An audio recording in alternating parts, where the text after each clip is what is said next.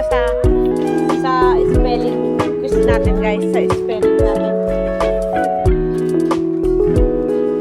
Sobrang init ko, guys.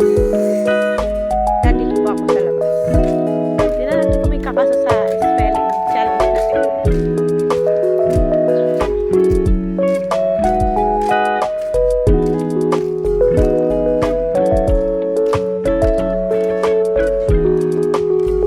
Tayo guys sa labas, guys. Nagalit tayo ng pwede natin i-challenge sa English speaking. Like, spelling.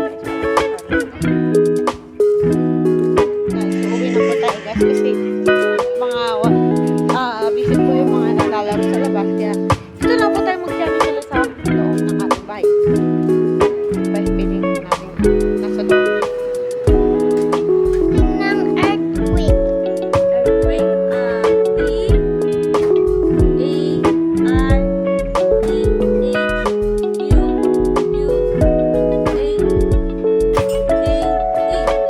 Tama ba guys? I-like nyo lang kung tama.